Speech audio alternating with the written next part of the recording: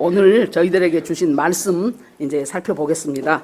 성경 말씀은 히브리서 11장 23절에서 29절입니다. 모세와 모세 부모의 믿음입니다. 같이 읽으시겠습니다. 시작.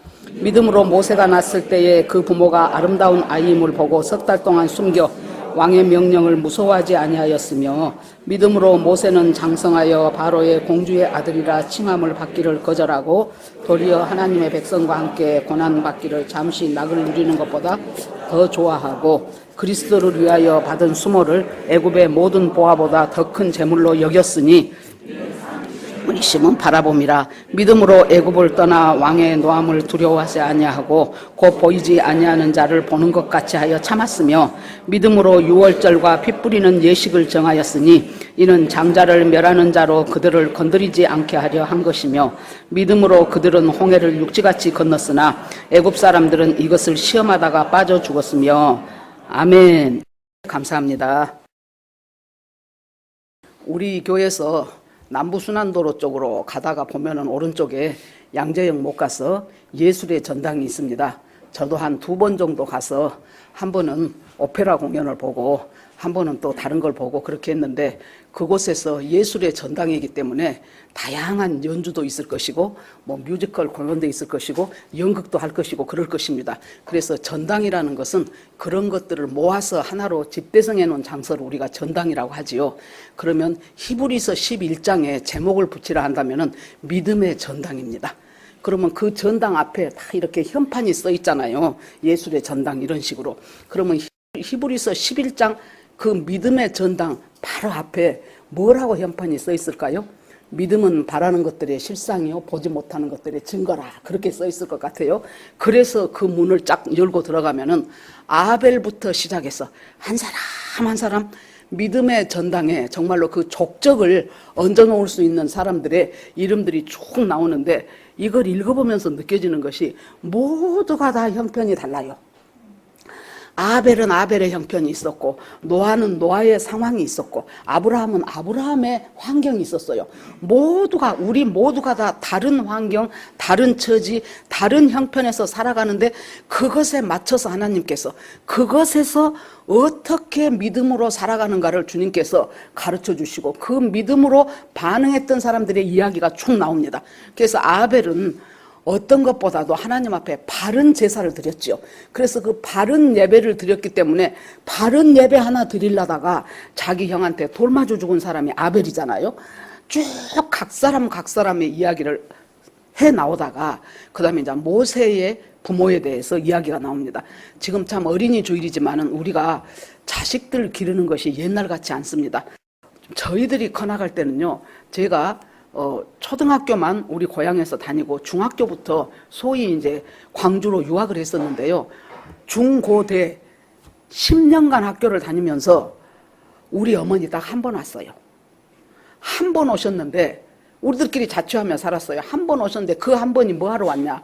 나 고등학교 2학년 때 여름방학 때 우리 언니가 사귀는 남자가 있어갖고 그 사람 얼굴 한번 보려고 우리 어머니가 딱 한 번 오셨어요. 그래서 그래도 우리는 사춘기다 뭐다 그런 거 몰랐잖아요. 알았어요. 그냥 공부하고 집에 방학 때 집에 가면 너무 좋았고 그렇게 하고 세월이 흘렀는데, 요즘은 얼마나 애들 기르기가 어렵습니까? 세상도 흉흉해요. 교회에서 혹은 가정에서 열심히 키워놔도 학교 가면은 욕도 배우지요. 그냥 사나운 말하지요. 그냥 이 세상의 가치관에 애들이 막 이리 흔들리고 저리 흔들리고 참 어렵고 힘든 부모들 요새 고생합니다. 우리가 살던 때, 그 다음에 또 우리가 자식을 키웠던데, 그 자식이 지금 제 손자를 기르고 있는데, 이런 것을 보면은 참 점점 세월이 흘러갈수록 세상은 참 악해지고 그 속에서 애를 반드시 믿음으로 길러낸다는 것이 얼마나 힘들고 어려운 일인가 하는 것을 느낍니다. 오랜만에 제가 몇 년 만에 어저께 다니엘 김 선교사가 어디 가서 집회하는 그 말씀을 한번 1시간 넘게 들은 적이 있어요. 그래갖고 봤더니 저는 감사했던 것이 계시록 6장에 대해서 첫째인, 둘째인, 셋째인 쭉 얘기를 하는데, 어쩌면 제가 그 다니엘 선교사님하고 같이 말 한 번 맞춰본 적 없고 같이 앉아서 공부해 본 적 없고 그 말씀 갖고 서로 자기 의견 교환한 것도 없어요. 어쩌면 나하고 그렇게 아주 끝까지 요만큼까지 생각이 똑같더라고요. 성경을 보는 관점이 똑같더라고. 나 혼자 감격을 했어요. 하나님, 내가 참 이 젊은 사람인데도 굉장히 제가 여러모로 존경하고 참 이 사람을 통한 많은 사람들이 믿음으로 돌아오기를 간절히 바라는데 어쩌면 이렇게 이 계시록 6장에 대한 해석이 나하고 아주 디테일한 부분까지도 똑같더라고요. 여러분 한번 들어보셔요. 제목이 고난을 준비하라. 아무튼 고난자가 하나 들어갑니다. 그러는데 그걸 보면서 우리가 이렇게 말씀 안에서 하나가 된다는 것은 우리가 같은 공간에 있어도 말씀 안에서 하나가 못된 사람도 많아요. 그런데 전혀 다른 공간에서 서로 교제도 없었고 그럼에도 불구하고 이렇게 말씀에 대한 아주 중요한 것이잖아요. 계시록은 그 말씀에 대한 해석이 똑같다는 것을 느끼고 제가 어제 참 마음이 흐뭇하고 참 감사했던 그런 밤이었습니다. 그래서 우리가 자식을 키우는데 가장 중요한 것을 말씀의 해석을 이 자식들이 잘 그대로 하나님의 성령의 조명으로 말씀을 보고 그러기 위해서는 부모가 신명기에 보면은요, 너희는 마음을 다하여 뜻을 다하여 성품을 다하여 여호와를 사랑하라. 그 말씀을 너희 가슴에 새기고 너희가 새긴 말씀을 너희 자녀에게 부지런히 가르치라 그랬어요. 이 말은 뭐예요? 내가 마음과 뜻과 성품을 다하여 자식을 사랑하고 그 사랑한 것이 양분이 돼요. 그래가지고 주님의 말씀이 주님을 힘을 다하여 사랑하다 보니까 그 말씀이 그대로 내 속에 들어오는 거예요. 그 내 속에 들어온 말씀으로 내가 입에서 말도 나오고 내 삶도 나오고 내 가치관도 나오죠. 그것을 가지고 자식들한테 부지런히 가르쳐요. 그러니까 자식을 가르치는 것에 첫 번째 책임을 하나님이 부모한테 주셨다는 얘기예요. 그래서 부모가 좋은 자식, 믿음의 자식을 만들기 위해서 첫 번째 내가 하나님을 먼저 사랑하는 거예요. 힘과 마음을 다해서. 그 사랑하는 내가 하나님의 말씀을 받고 말씀대로 살 수 있도록 성령께서 우리를 인도하시죠. 그러면 말씀대로 살고 그것을 입으로도 가르치라 그러면 우리는 얼른 머릿속에 막 말로 가르치는 것만 생각이 나죠. 입으로 말씀으로 가르치고 내 삶으로 가르치고 내 기도로 가르치고 그렇게 하면서 자연히 신앙이 전수되는 거예요. 여러분 정말로 자식 기르기 힘든 시대에 우리가 살고 있다고 하지만은 생각을 해보시면은 모세의 부모처럼 힘든 시대가 어디가 있었겠습니까? 이 사람들이 애굽으로 노예로 와서 산 지가 400년이 다 돼가는데요. 그곳에서 처음에는 직사 대접을 받았지요. 자기들 먹여 살리는 요셉 총리의 가족들이 왔다고 그냥 막 엄청 대접을 했어요. 그러다 세월이 흐르다 보니까 이제 노예로 전락을 해버렸습니다. 그 속에서 이 이스라엘 백성들이, 이 히브리 민족들이 그렇게 노예로 제대로 영양분 좋은 거 먹고 살지도 않음에도 불구하고 이 사람들이 기하급수적으로 사람 수가 불어나는 거예요. 하나님께서 애굽을 나중에 스가랴서라든가 이런 게 보면은 애굽을 하나님이 대접을 해주셔요. 왜 그러냐 그러면은 이 사람들이 저 가나안 땅에서 기껏 해봐야 한 70명 정도가 애굽으로 왔잖아요. 먹을 것이 없고 기근이 들어가지고 만약에 그대로 놔뒀더라면 어떤 부족들 손에 이 사람들이 없어졌을 수도 있어요. 하나님이 혹 들어다가 제일 부자 나라인, 당시에 제일 부자 나라인 애굽에다 갖다 놓고 400년 동안에 어른 장정만 해서 60만이 넘는 사람, 그러니까 아이들, 노인, 여자까지 다 보태면 보통 적게 잡아도 150만, 많이 잡으면 200만, 그 많은 수로 하나님께서 이 민족들을 하나님의 백성으로 하기 위해서 정말로 아브라함 자식 하나도 없을 때 하나님이 불러갖고 야, 너 하늘에 별 봐라. 그때는 얼마나 별이 반짝했겠습니까? 우리 어릴 때만 해도 정말로 아주 별을 밤하늘에 쳐다보면은 보석을 뿌려놓은 것처럼 반짝반짝 아름다웠죠. 저 별처럼 네 자손이 많아질 것이다. 바닷가 모래 봐라. 셀 수 있냐? 네 자손이 바닷가 모래처럼 번성할 것이다. 아마 그때 아브라함은 하나님 아무리 그런다고 너무 세게 말씀하시네. 나는 그냥 자식 한두 명만 있어도 좋게요. 그랬을 거예요. 그런데 그 수많은 자식들을 하나님이 아브라함과의 약속으로 한 민족을 만드시려는데 가나안 땅에 두는 것보다는 애굽에다 두는 것이 얘네들이 충분히 번성할 수 있다 해가지고 그리 옮겨놨죠. 그런데 뭐라고 하나님이 말씀하셔요? 아브라함한테 네가 네 자손이 이방 땅에 가갖고 400년 동안 객으로 살고 걔네들을 섬기는데 그것들한테 괴롭힘을 많이 당할 것이다. 그러면 나중에 내가 그것들을 징벌을 내려가지고 걔네들을 다시 큰 재물을 가지고 돌아오게 하리라 하는 약속이 있었어요. 창세기 15장에. 그런데 이제 이 왕조가 바뀌면서 과거에 요셉이 자기 민족에게 어떤 은혜를 베풀었는가 다 잊어먹었어요. 그러고 보니까 이제 막 이 사람들이 눈에 띄게 불어나는 거예요. 이때 애굽이 강대국이어서 이스라엘 사람만 노예가 아니고 많은 사람들이 노예였어요. 그런데 이 히브리 백성 이스라엘 사람들은 너무 숫자가 불어나는 거예요. 그러자 왕이 쓸데없는 걱정을 해요. 뭔 걱정을 합니까?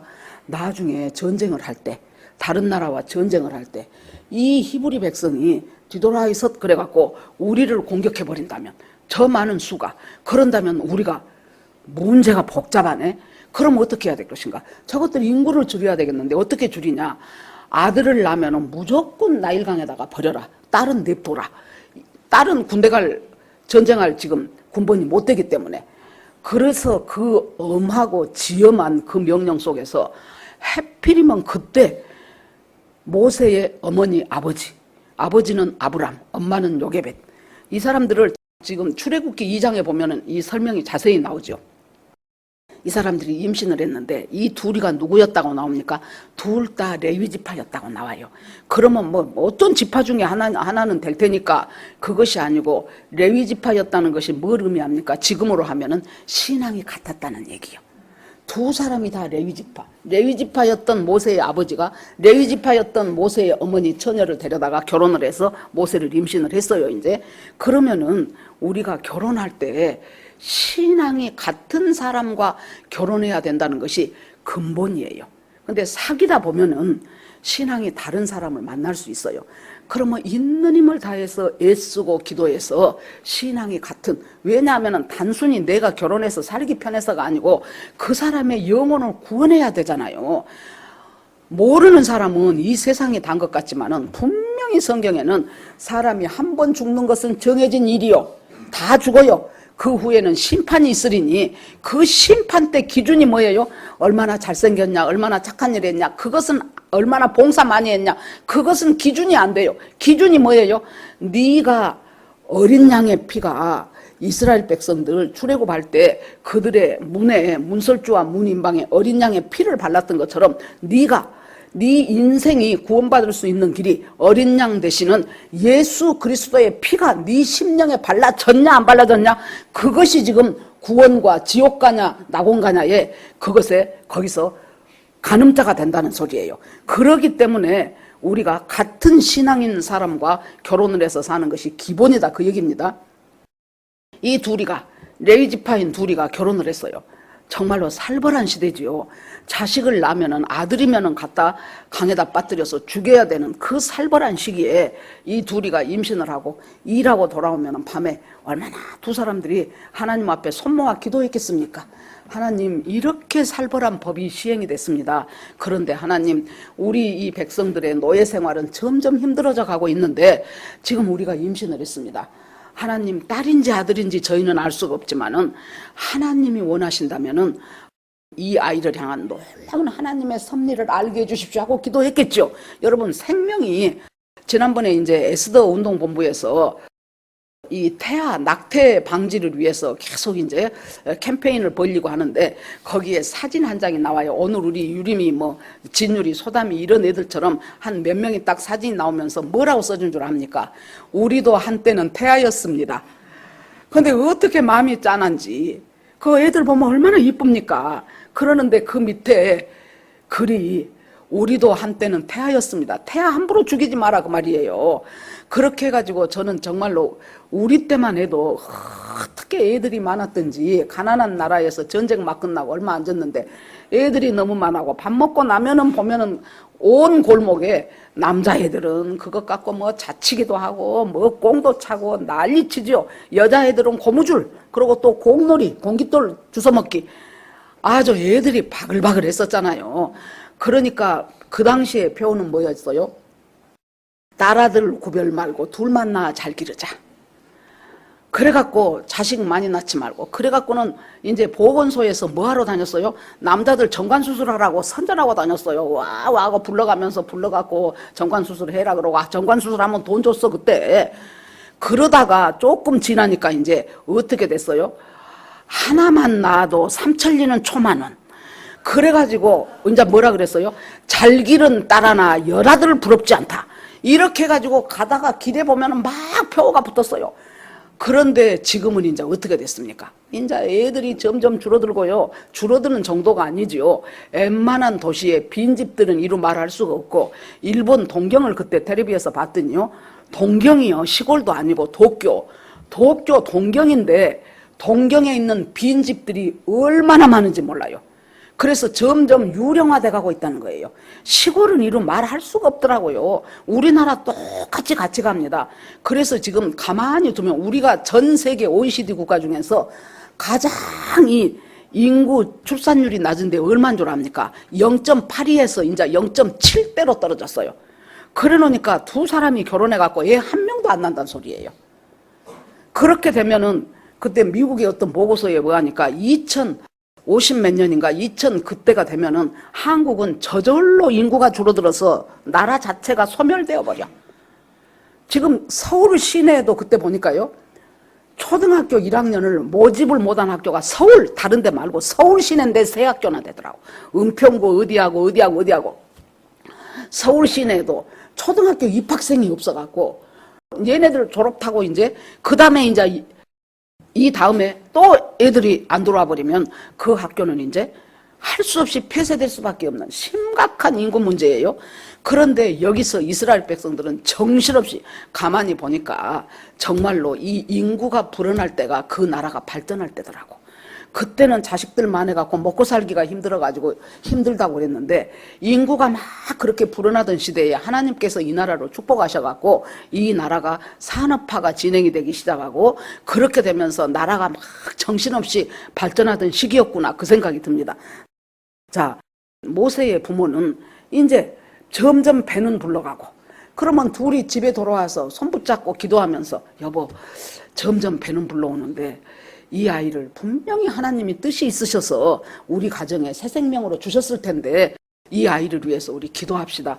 앞날은 알 수가 없으나 주님의 손에 올려놓고 우리가 기도합시다. 그러고 해서 애를 낳았어요. 낳아놓고 보니까 아들이네. 아들인데 그때 바로의 명령은 뭐예요? 아들이면 즉각 강에다 버리라 그랬죠. 그런데 아들을 딱 보니까 뭐라고 나옵니까? 이 아이가 아름다운지라 그랬어요. 출애굽기에 보면은 준수한지라 그랬어요.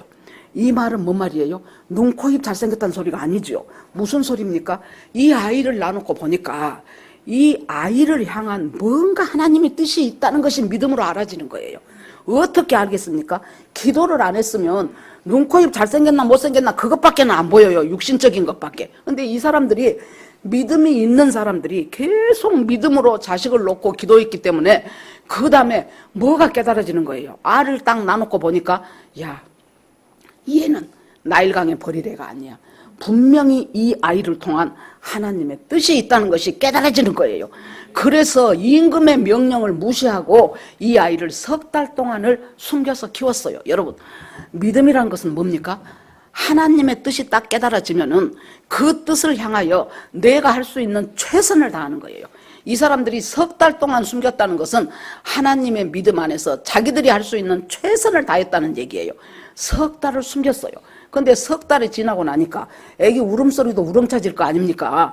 그러니까 이제는 더 이상 어떻게 얘를 숨길 수가 없어요. 드러나게 돼 있어요. 그러면은 아이고 나는 할 만큼 했다. 이제 나 모르겠다 하고 놔두는 것이 아니고 그때 또 기도하면서 지금 이 시점에서 내가 최선을 다하는 것은 무엇인가? 케네스 베라는 그 선교사님인데 북한에서요 2년 한 10일 정도를 억류가 됐었어요. 이 사람이 은혜 받고 북한 땅을 가기 위해서 이제 재미 교포예요. 자기가 뭘 하는 것이 북한에 들어가 갖고 북한 사람들에게 복음을 제대로 좀 전해줄 수 있을까를 생각하다가 자기가 여행사를 하면은 미국 시민권이 있기 때문에 여행사를 해서 이 사람들을 데리고 들어가면서 하나씩 하나씩 만나지는 사람에게 복음을 전할 수 있는 방법이 있겠다 했는데 어느 날 갑자기 자기 그 노트북을 분실하는 사건이 생겼어요. 그 속에 이 사람 모든 것이 다 들어있었던 거예요. 그래가지고 드디어 15년 노동교화소를 형을 받고 그 노동교화소 형을 받으면서 그 전에 그 이면수 목사님, 카나다 그 목사님도 엄청 오래 계시는데 그 감옥에요. 한 50칸 정도 감방이 되어 있는데 그 감옥에 이런 특별한 나라를 전복하려고 했다는 이 죄명을 가진 사람들은 죄수는 자기 한 명이야. 간수가 50명이야. 그래가지고 날마다 와서 세뇌교육을 하는 거예요. 그리고 아침 몇 시부터 시작해갖고 뭐 일할 것이 있습니까? 그 산 중턱에 그렇게 세워놓은 곳인데 그래 놓으니까 맨날 곡괭이 갖고 땅을 파. 겨울에는 너무 춥기 때문에 쾅쾅 얼어갖고 안 파져요. 파. 그러면 그 뒷날은 뭐예요? 다시 덮어. 파. 한 달, 2달 가까이 되니까 보통 20몇 킬로가 몸이 다 빠져버려요. 먹는 거 부실하지, 막 잠자는 거 불편하지, 계속해서 시달리지. 그렇게 되는데 그 사람이 이제 세월이 흘러가니까 하나님, 저요, 진짜 고향에 좀 보내주세요. 그렇게 아무도 면회도 안 와. 그러면은 그 중에서 제일 엘리트 같은 사람들이 와갖고 뭔 말하냐 그러면은 네 나라, 네가 아무리 미국 시민권 있어도 아무도 안 와. 물어도 안 봐. 그때가 오바마 때였대요. 물어도 안 봐. 너는 여기서 이제 못 나가. 너는 죽을 때까지 이렇게 살다가 말어. 그러면은 그것을 계속해서 들으니까 마음이 무너지고 그 다음에 아무리 하나님 앞에 기도하고 해도 한 번씩 그러면 또 팍 또 주저앉아진다는 거예요. 그렇게 살아가는데 자기가 이제 또 뭐 하냐 그러면은 조금 또 시간 여유를 주면 이렇게 모니터를 앞에다가 텔레비처럼 놔두고 계속해서 김일성, 선전, 선동, 주체사상을 하루에 8시간을 틀어줘. 그러면은 얼마나 그거 보기가 지겹겠습니까? 그래서 그걸 보면서 눈도 못 감게 안 돼. 딱 똑바로 뜨고 또 그걸 보라 그런데요. 그걸 보면서 자기가 무슨 생각을 했냐면 하나님, 내가요, 나는 모르는데 하와이 초콜릿이 있대요. 하와이 초콜릿이 먹고 싶고요. 그 다음에 또 뭐 코스트코에서 판 육포가 있대. 그것이 먹고 싶고요. 그 다음에 그 영양바처럼 생긴 거 있죠. 그 에너지바. 그것이 먹고 싶고 한 5가지를 그걸 얘기를 하면서 자기가 웃었대요. 하도 어이가 없어서. 그 북한 땅에 무슨 하와이 초콜릿이 어디가 있으며 코스트코에서 육포가 어디가 있으며 거기다가 견과류는 어디 것. 다 또 어디 것 그랬대. 그러고는 얼마 지냈는데 자기 어머니가 면회를 왔어. 이제 면회를 허락해 줬나 봐요. 면회를 왔는데요. 자기 어머니가 면회를 하면서 아무개야 그러면서 지금은 네가 다니엘의 세 친구의 믿음을 가질 때다. 그리 아니하실지라도. 얼마나 가고 싶겠어요? 그런데 그리 아니하실지라도의 믿음을 네가 가져야 할 때다. 그러면서 하나씩 선물을 냈는데 제일 처음에 하와이 초콜릿, 그 다음에 코스트코 육포, 그 다음에 또 무슨 에너지바, 자기가 한 5개 그걸 하나씩 그대로 내놓더랍니다. 정말로 그때 얼마나 하나님이 나의 세미한 것까지 하나님이 준비하고 계시는가. 그래서 기도하면서 하나님, 내가 언제 돌아가고 싶다든가 돌아갈 것에 대한 것을 내가 이제 내려놓겠습니다. 주님한테 완전히 맡깁니다. 그러는데요, 진짜 한 번은 이제 오더니 그 대표되는 사람이 당신 이틀 후에 이제 돌아갈 수 있다고, 이틀 후에 석방이다고. 그래서는 그때 하나님 앞에 그걸 하나님 내가 돌아간다는 것을 내려놓겠습니다. 그 기도를 딱 하고 나니까요, 지금까지 맨 자기 간수들이 있죠. 그 사람들을 볼 때 아무 감정이 없어서 얼른 가갖고 저것들하고 헤어졌으면 그랬는데 그때부터는 그 사람들을 보는 눈이 달라지더래요. 아, 하나님이 저 사람들을 하나씩 나하고 만나서 저 사람들에게 뭔가 하나님에 대한 것을 가르쳐 주라고 나를 이렇게 오랫동안 여기다 놔두고 계시는구나, 그 생각이 들더라는 거예요. 그랬더니 그때부터 사람들이 오기 시작하면서 어떤 사람들은 내가 결혼을 해야 되는데 무엇이 문제, 이제 상담사가 된 거예요. 어떤 사람들은 아니 우리는 그만 하나님이 그렇게 뭐 그런 거 다 해줬다 그런 역사들을 하면은 아이고 선생님은 참 좋겠다고 우리는 있는 힘을 다해서 해도 그거 한 가지도 우리는 가질 수가 없는데 당신은 기도만 하면 나오니까 참 그거 좋겠네요. 그러면서 그 사람들하고 엄청 친해지고 예수 믿으라 그러고 그러니까 하나님 소리는 들어봤는데 예수 소리는 못 들어봤다 그러고 그렇게 살아가는데 이틀 후에 당신 나갑니다 했는데 이틀 후에 못 나가고 또 며칠이 또 연기된 거예요. 그래서 그때 이분이 하신 말씀이 뭐냐 그러면은 내가 내려놔야 된다는 것은 한 번 내려놨다고 내려놔지는 것이 아니더라는 거예요. 날마다 내려놓는 것이 내려놓은 것이더라. 저한테도 참 은혜가 되더라고. 어떤 부분에 있어서 이 대목은 내가 내려놓자 그러죠. 그런데 한두 시간 지나고 나면 그것이 또 올라오잖아요. 그런데 우리가 계속해서 그때마다 내려놓는다는 것은 한 번 해갖고 끝나는 것이 아니고 끊임없이 이것을 계속해서 아마 이 모세의 부모들도 하나님 주께 맡깁니다. 내가 얘가 아들이 아니었으면 좋겠습니다. 아니면은 하나님 뜻이 뭡니까? 수없이 많은 기도를 했을 텐데 그것이 한 번에 끝나지 않고 계속해서 내려놓는 거예요.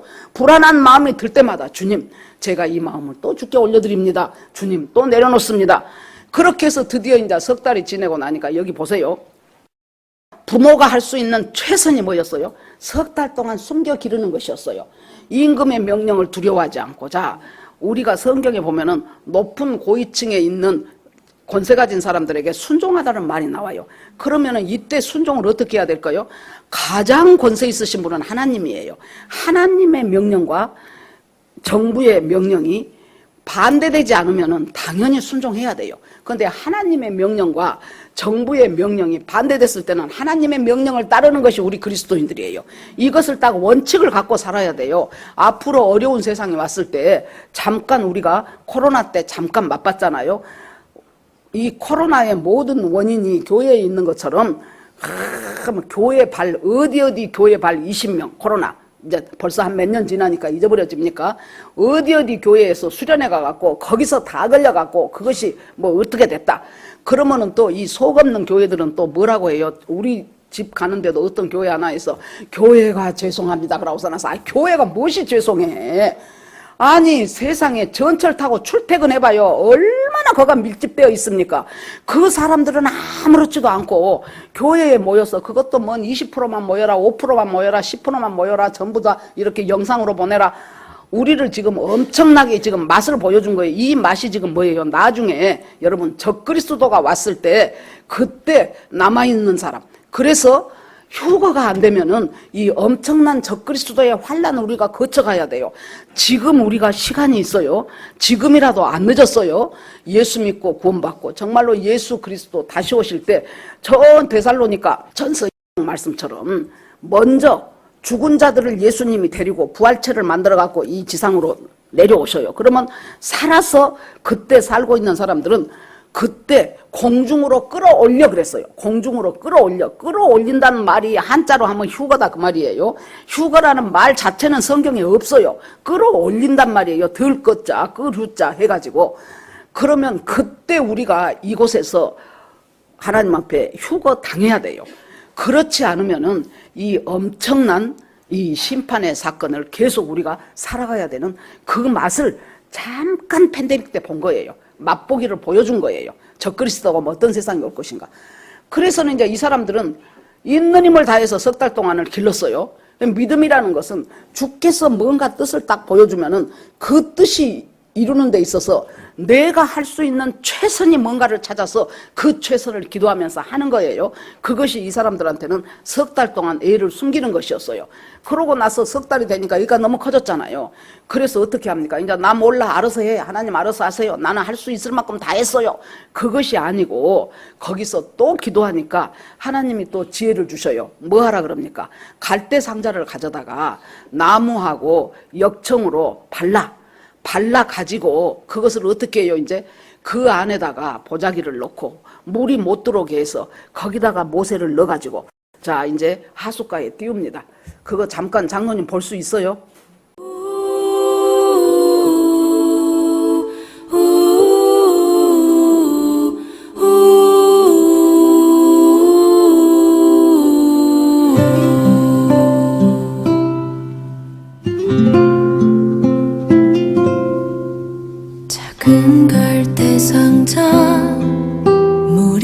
보이지 않도록 역청과 나무진을 칠하네. 어떤 맘이었을까 그녀의 두 눈엔 눈물이 흐르고 흘러. 동그란 눈으로 엄마를 보고 있는 아이와 입을 맞추고 상자를 덮고 가까이에 띄우며 간절히 기도했겠지. 정처 없이 강물에 흔들흔들 흘러내려가는 그 상자를 보며 눈을 감아도 보이는 아이와 눈을 맞추며 주저앉아 눈물을 흘렸겠지. 너의 삶의 참 주인, 너의 참 부모이신 하나님 그 손에 너의 삶을 맡긴다. 너의 삶의 참 주인, 너를 이끄시는 주 하나님 그 손에 너의 삶을 드린다.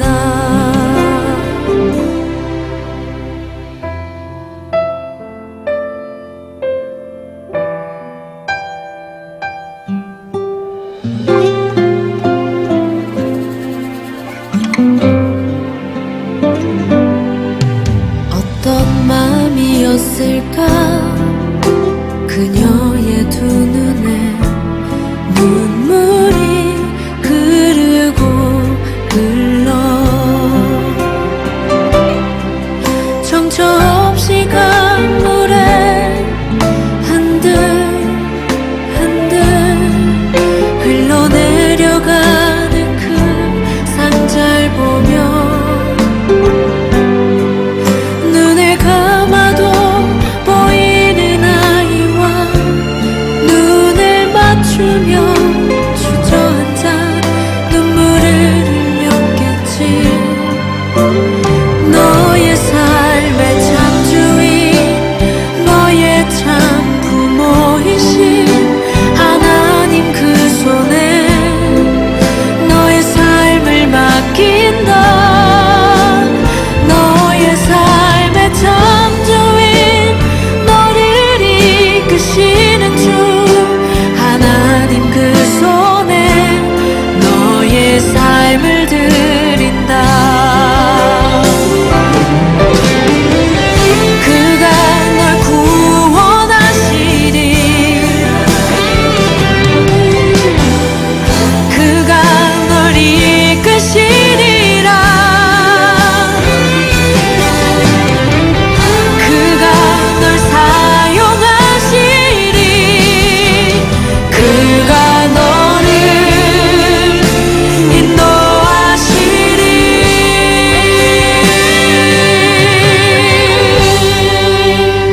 너의 삶의 참 주인, 너의 삶의 참 주인, 너의 참 부모이신 하나님 그 손에 너의 삶을 맡긴다. 너의 삶의 참 주인, 너를 이끄시는 주 하나님 그 손에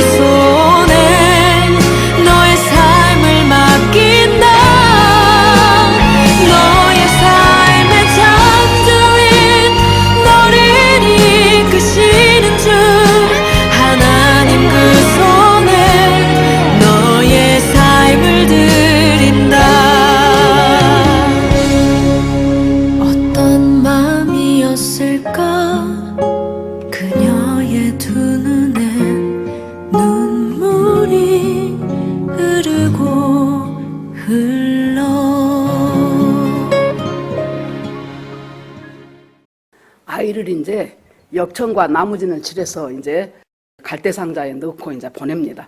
그러면 여러분, 이 어떤 시대마다요, 그 시대의 가치를 형성해주는 시대 정신이 있어요. 이조시대 때는 이조시대의 정신이 있었을 것이고, 일제 때는 일제 때의 정신이 있었을 것이고, 지금은 지금으로서 어떤 시대가 요구하는 시대 정신이 있습니다. 그 시대 정신에 한마디로 말해서 누가 우리한테 자식 낳아서 한강에 띄우라 그럽니까? 아니죠. 시대 정신이라는 한강처럼 도도하고 큰 강에다가 우리 자식들을 전부 다 띄워내라는 거예요. 그럴 때 하나님 앞에서 그 시대 정신을 거역하고 하나님의 뜻대로 자식을 키우겠다고 하는데, 그러면 우리가 애들을 학교를 안 보내겠습니까? 집에서 꽉 붙잡고 내가 성경만 가르친다고 그러면 이 애가 어떻게 사회생활을 할 수 있겠습니까? 분명히 강물에 띄우기는 띄워야 되는데 그냥 띄워버리면은 그 시대정신에 강물이 한꺼번에 쏠려 들어와서 우리 자식들 전부 다 그 악한 세대의 물고기 밥이 되는 거예요. 어떻게 해야 돼요? 역청과 나무진을 칠하라는 거예요.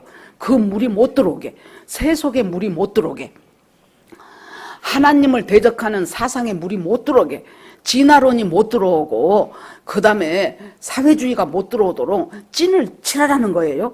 그렇게 해서 지금 강물에 띕니다. 이제 이때부터는 뭐예요? 하나님의 손에 맡기는 거예요. 내가 할 3개월 동안은 다 했어.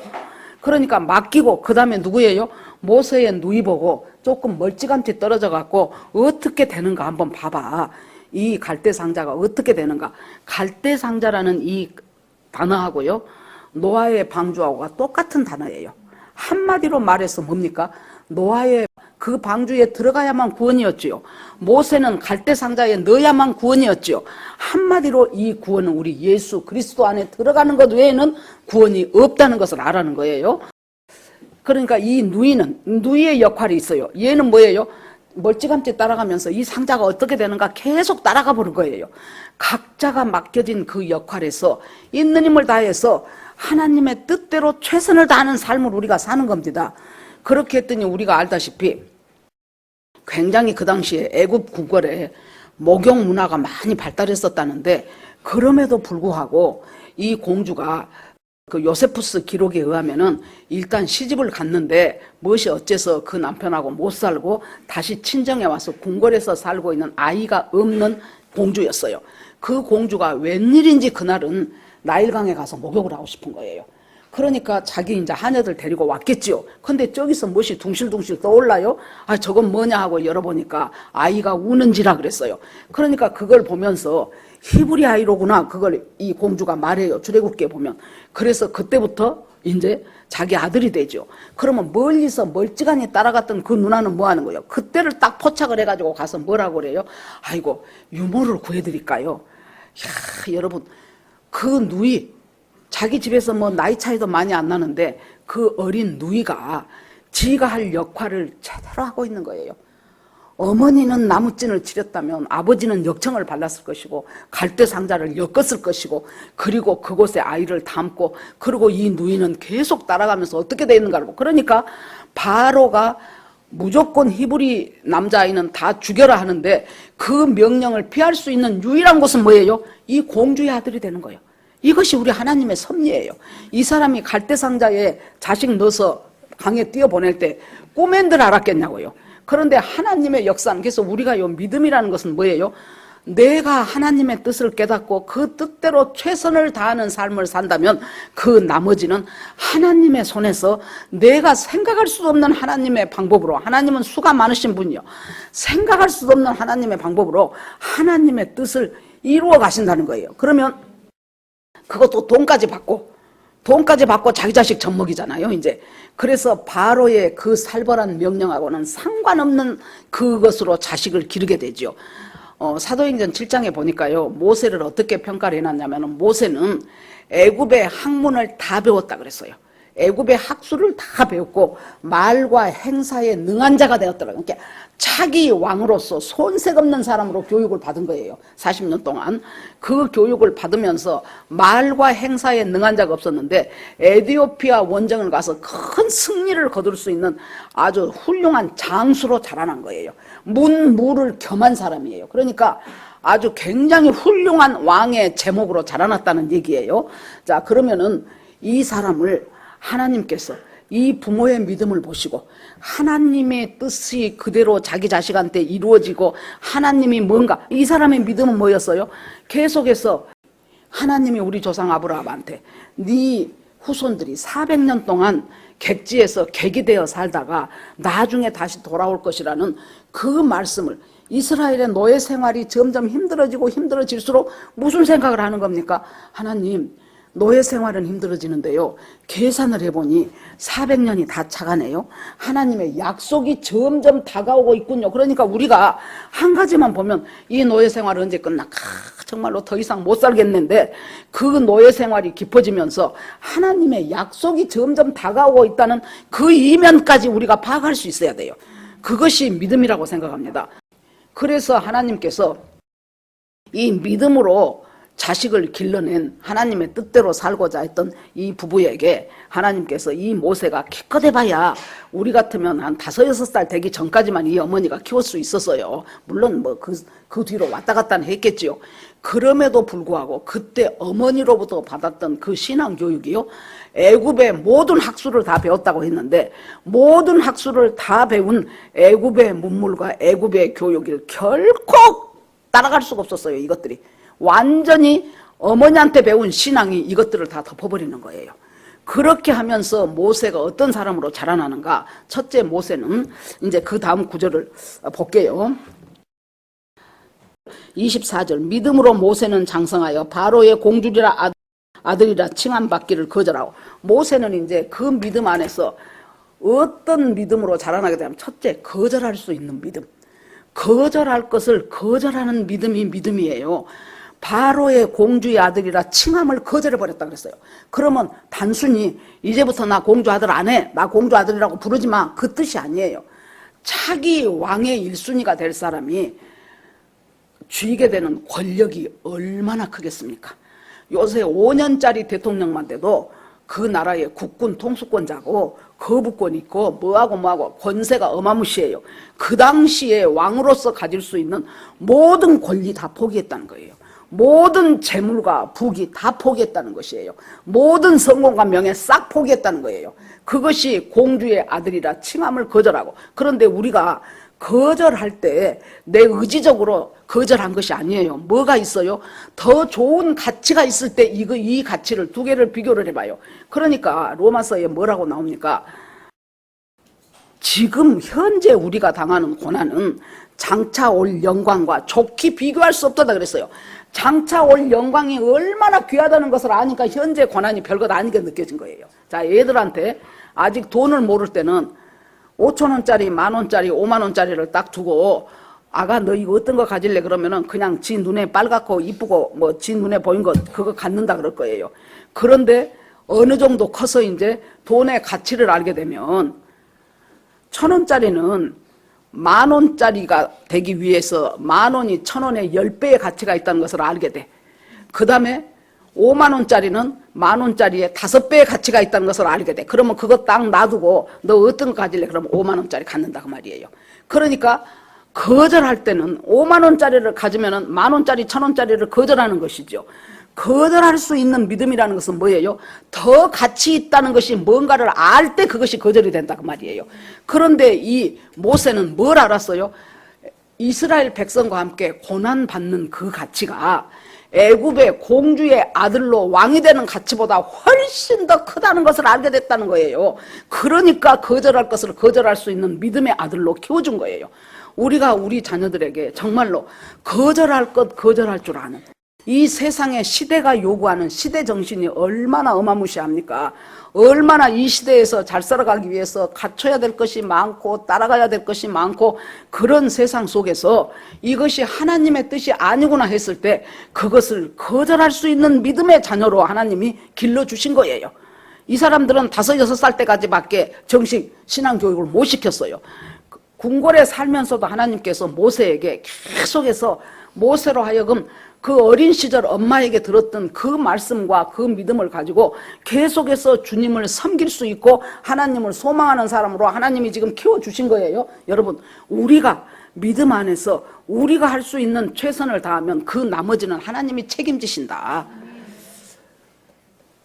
제가 저하고 관련된 것이라 이런 말씀을 드리기가 조금 그런데요. 아무튼간 제가 이제 울산에서 살다가 서울으로 와가지고 우리 고등학교 동창들 동창회를 한다고 하도 오라고 그래서 한번 갔어요. 한 40 몇 명이 모였는데요. 저 빼놓고 2명은 목동에서 살고 나머지는 전부 파라군 강남에서 다 살아요. 그러니까 그 중에서 그때 우리 고등학교 2학년 때 우리 반 부반장이었던 친구가 살짝 나를 부르면서 송자야, 네가 울산에서 와서 몰라서 그래. 이 파라군에서 안 살면은 제대로 된 대학을 갈 수가 없대. 그러니까 융자를 내든지 빚을 내든지 어떻게 해서 작은 평수라도 좋으니까 파라군으로 이사를 오라고. 그래서 저것이 나를 생각해서 해준 소리구나. 생각해서 했지 괜히 했겠어요. 저도 뭐하러 나한테 내가 어디서 살든가 말든가 뭔 상관이 있겠어요. 그러는데 그때 내가 그래 고맙다 그래 놓고는 집에 와서 가만히 하나님 앞에 생각을 해봤어요. 여러분, 어떤 문제가 사람들이 어려운 줄 압니까? 자식이 걸린 문제는 사람들이 참 마음이 약해지는 거예요. 그래가지고 기도를 하면서 내가 든 생각은, 첫째, 내가 돈도 별로 없지만은 그렇게 하기 위해서는 돈이 상당히 필요하고, 또 거기다가 제가 우리 시어머니 시아버지 매월 생활비를 보내드리고 있었는데 그것도 보내면서 얼마나 아까운 생각이 들겠습니까? 이제 내가 이제 그렇게 되면은 여러 가지 것들을 생각을 하면서, 하나님, 지혜 주시는 분은 하나님이십니다.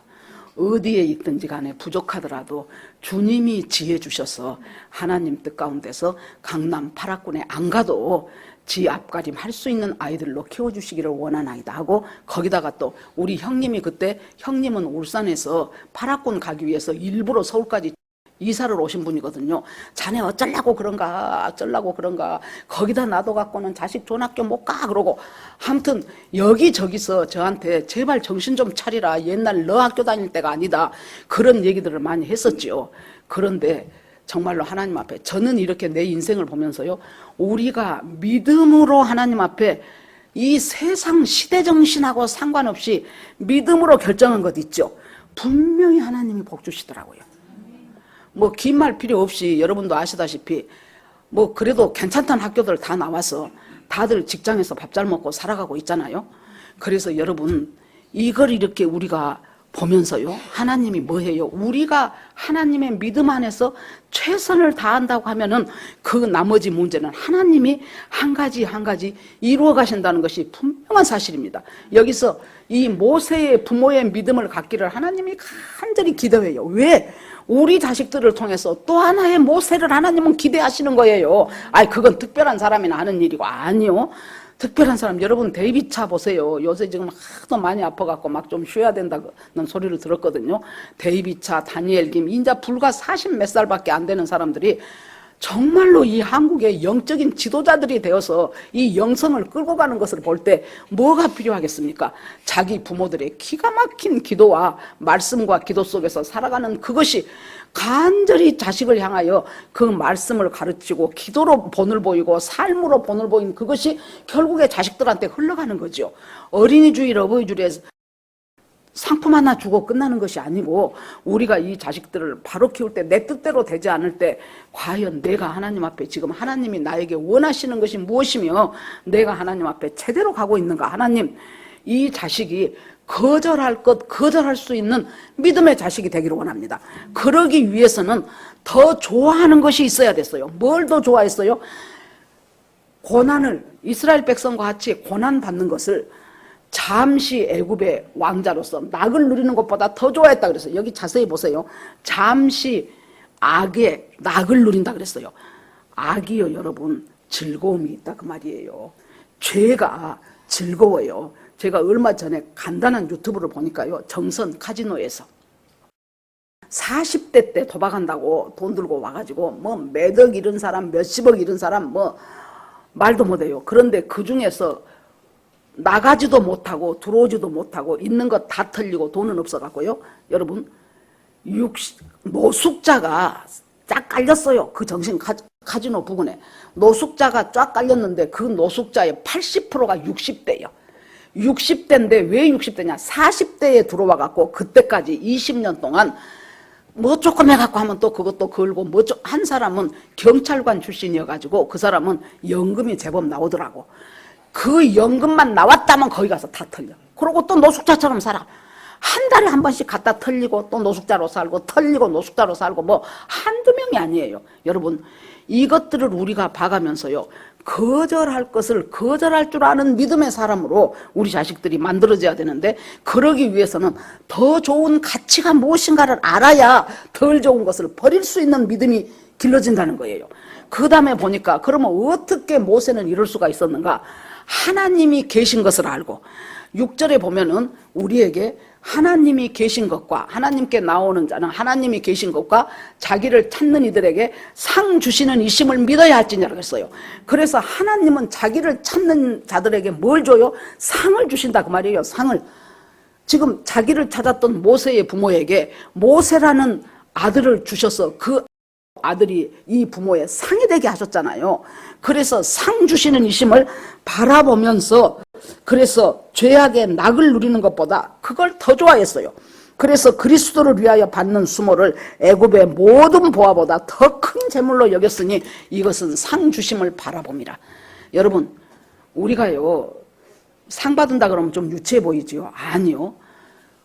사도 바울도 하나님이 주신 상을 얼마나 기다렸습니까?